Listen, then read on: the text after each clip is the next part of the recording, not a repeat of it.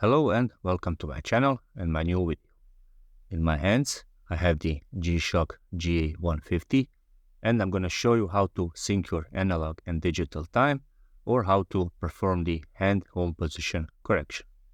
So let's get started. From the standard timekeeping mode, and that is the mode where the watch tells the time, press and hold the forward button until each set appears on the digital display. So let's go, press and hold. And there it is. It says each set, and we are currently looking at our speed hand, which is first in a row of settings. The speed hand should be pointed exactly at 3 o'clock. On this watch, it's not. So I'm gonna correct it by pressing the forward button until I get it to exactly 3 o'clock, which is the correct position. And there it is. We have set our speed hand position. Next up, press the mode button over here, and we watch our minute and hour hand, and they should position exactly at 12 o'clock.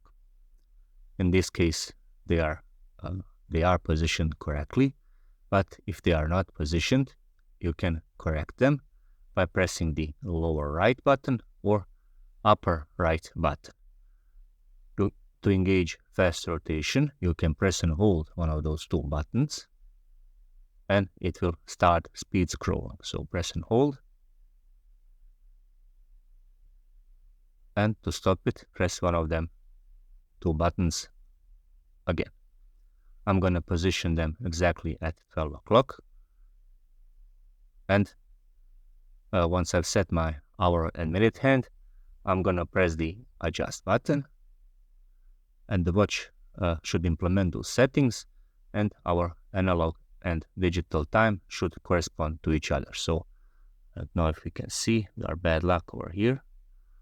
It says 1 minute 28, I believe, and our analog 1 hour and 28 minutes, and our analog time corresponds to our digital time, which means that we have successfully performed our hand home position correction.